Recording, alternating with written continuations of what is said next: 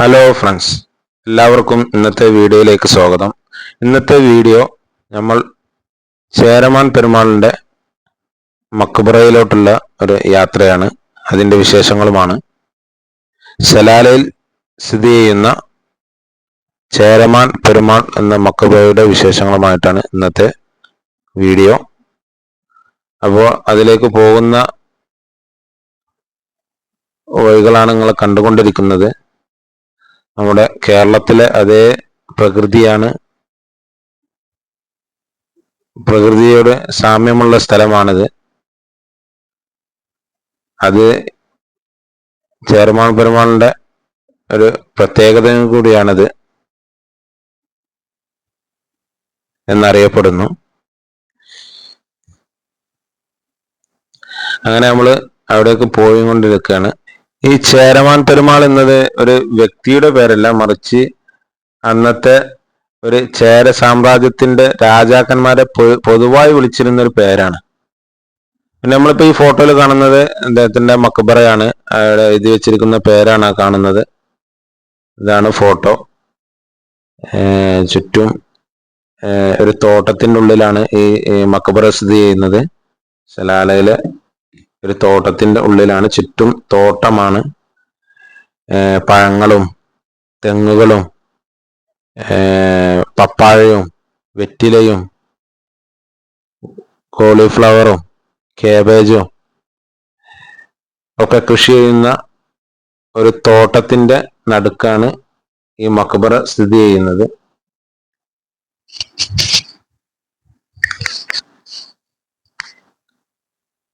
ഇത് നമ്മളെ നാട്ടിലെ അതേ രൂപത്തിൽ കൃഷി ചെയ്യാൻ പറ്റിയ ഒരു സ്ഥലമാണിത്.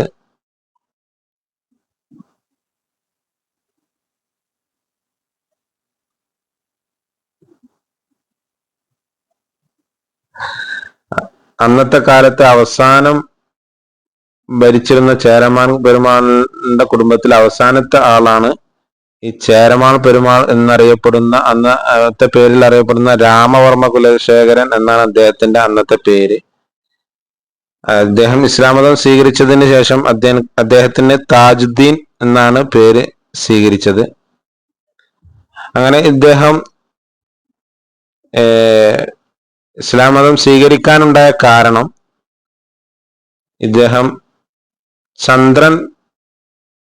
ഇദ്ദേഹം രാജാവായിരിക്കെ ഒരു രാത്രി ചന്ദ്രൻ പിളർന്ന ഒരു അത്ഭുത പ്രതിഭാസം ഇദ്ദേഹം കാണാനിടയായി. അങ്ങനെ അത് അവിടെയുള്ളവരോടെല്ലാം സംസാരിച്ചു. അപ്പൊ അത് അവിടെയുള്ളവരൊക്കെ പറഞ്ഞ് അത് പക്ഷെ രാജാവിന് തോന്നിയതായിരിക്കും എന്നൊക്കെ പറഞ്ഞു.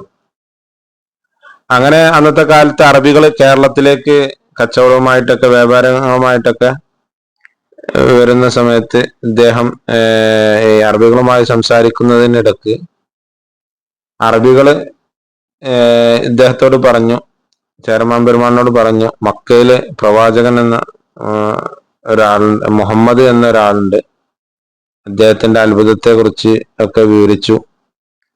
അപ്പോ അദ്ദേഹത്തിന്റെ അത്ഭുതങ്ങളെ കുറിച്ച് വിവരിച്ചപ്പോ ചേരമാൻ പെരുമാള് ഒരു അത്ഭുതത്തെ കുറിച്ച് പറയാൻ വേണ്ടി പറഞ്ഞു. അപ്പൊ അന്നത്തെ അതാണ് ചന്ദ്രൻ പിളർന്ന് അത് പിന്നെ കൂടിച്ചേരുന്നത് ആയിട്ടുള്ള ഈ അത്ഭുത പ്രതിഭാസം ഈ അറബികള് ചേരമാൻ പെരുമാളിനോട് വിശദീകരിച്ചു കൊടുത്തു. അപ്പോ അങ്ങനെ അത് അന്ന് ഞാൻ കണ്ട ദൃശ്യത്തോട് സാമ്യം തോന്നുകയും ഈ അത്ഭുതം പ്രവർത്തിച്ച പ്രവാചകനെ നേരിൽ കാണാൻ ആഗ്രഹം വരികയും ആ അതിയായ ആഗ്രഹം അദ്ദേഹം അറബികളുമായി സംസാരിക്കുകയും ചെയ്തു. അങ്ങനെ അദ്ദേഹം അറബികളുടെ കൂട്ടത്തിൽ മക്കയിലേക്ക് യാത്ര ചെയ്യാൻ തീരുമാനിച്ചു. ആദ്യമായി അദ്ദേഹം പറയുന്നത് തൻ്റെ പെങ്ങളോടാണ് എന്നാണ് ഞാൻ വായിച്ചിട്ടുള്ളത്, കേട്ടിട്ടുള്ളത്. ഞാൻ വായിച്ചതും കേട്ടിട്ടുള്ളതുമായ അറിവാണ് ഞാൻ പറയുന്നത്, ചരിത്രമായ അറിവുകളാണ്, അല്ലാഹു ആലം. പിന്നെ അങ്ങനെ ഇദ്ദേഹം തൻ്റെ പെങ്ങളോട് പറഞ്ഞു. അങ്ങനെ പെങ്ങള് പറഞ്ഞു ഒറ്റക്ക് പോകണ്ട, തൻ്റെ മകനെയും കൂട്ടത്തിൽ കൂട്ടാൻ വേണ്ടി പറഞ്ഞു. അങ്ങനെ പെങ്ങളുടെ മകനും ചേരമാൻ പെരുമാൾ എന്ന താജുദ്ദീൻ എന്ന പേര് ലഭിച്ച ആളും അങ്ങനെയാണ് അറബികളും കൂട്ടത്തിൽ മക്കയിലേക്ക് പുറപ്പെടുന്നത്. അങ്ങനെ കണ്ണൂരിലെ ധർമ്മടം എന്ന് പറയുന്ന സ്ഥലത്ത് വെച്ചാണ് അന്ന് ആദ്യമായി യാത്ര പുറപ്പെടുന്നത്.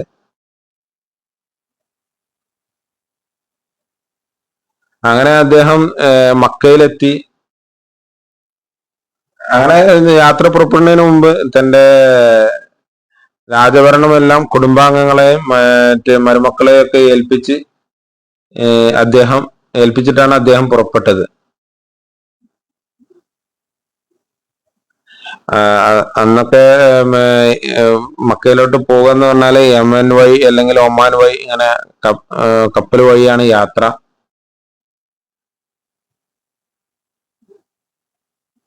അങ്ങനെ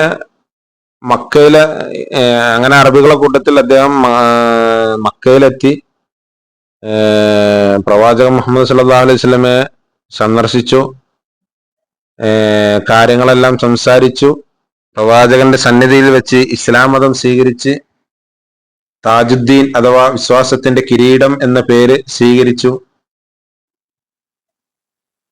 അങ്ങനെ 5 വർഷത്തോളം അവിടെ താമസിച്ചു.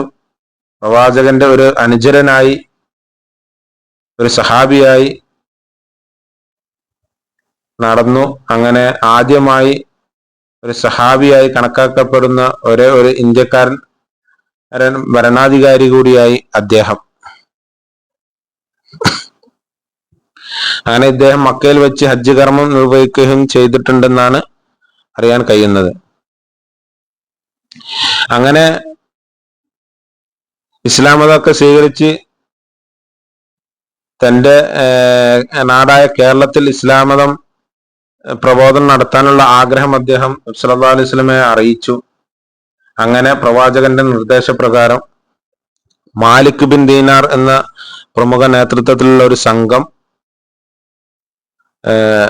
മുസ്ലിങ്ങൾ അദ്ദേഹത്തോടൊപ്പം കേരളത്തിലേക്ക് മടക്കയാത്ര പുറപ്പെട്ടു.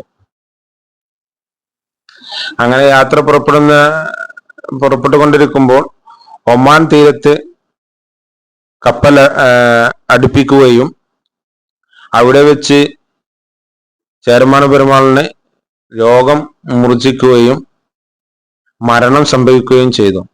അങ്ങനെയാണ് ഇദ്ദേഹത്തെ സലാലയിൽ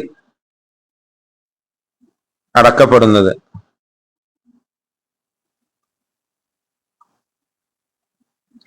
അങ്ങനെ ഇദ്ദേഹം മരിക്കുന്നതിന് മുമ്പ്, മരിക്കുമെന്ന് ഉറപ്പായപ്പോൾ ചേരമാൻ പെരുമാൾ ഒരു ഇന്ത്യയിലെ കേരളത്തിലെ ഭരണാധികാരികൾക്ക് കൈമാറാനുള്ള ഒരു കത്ത് ആദ്യം മാലിക് ബിൻ ദീനാർ സംഘത്തിന് കൊടുത്തിരുന്നു. ആ കത്തിൽ എന്താന്ന് പറഞ്ഞാല്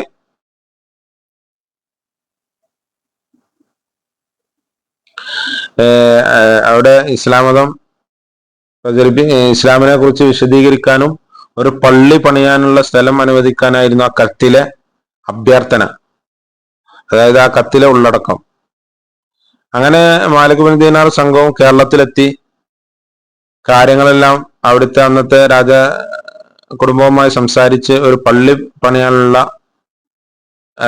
സ്ഥലം അനുവദിച്ചു. അങ്ങനെ പണിത പള്ളിയാണ് ഈ ഫോട്ടോയിൽ കാണുന്നത്. പള്ളിയാണ് ഇന്ത്യയിലെ ആദ്യത്തെ പള്ളി, കൊടുങ്ങല്ലൂർ ചേരമാൻ ജുമാ മസ്ജിദ്. ഇദ്ദേഹത്തിന്റെ ഖബറിനോട് കൂടെ വേറൊരു ഖബറും കൂടി നമുക്ക് കാണാൻ സാധിക്കും. അത് അദ്ദേഹത്തിന്റെ സഹായി ആണെന്നാണ് അറിയാൻ സാധിക്കുന്നത്. ചുരുക്കത്തിൽ ഇസ്ലാം മതം സ്വീകരിച്ച ശേഷം പ്രബോധനത്തിനായി ജന്മനാട്ടിലേക്ക് മടങ്ങുന്ന വഴിയിൽ സംഭവിച്ച അപ്രതീക്ഷിത രോഗബാധയും മരണവുമാണ് ചേരമാൻ പെരുമാളിനെ കേരളത്തിന് പകരം ഒമാനിലെ കേരളം എന്നറിയപ്പെടുന്ന സലാലയിൽ അന്ത്യവിശ്രമം കൊള്ളാൻ ഇടയാക്കിയത്. ഇത് ഇന്ത്യയും ഒമാനും തമ്മിലുള്ള ആയിരക്കണക്കിന് വർഷം പഴക്കമുള്ള ഒരു സാംസ്കാരിക ചരിത്ര വാണിജ്യ കഥയാണിത്.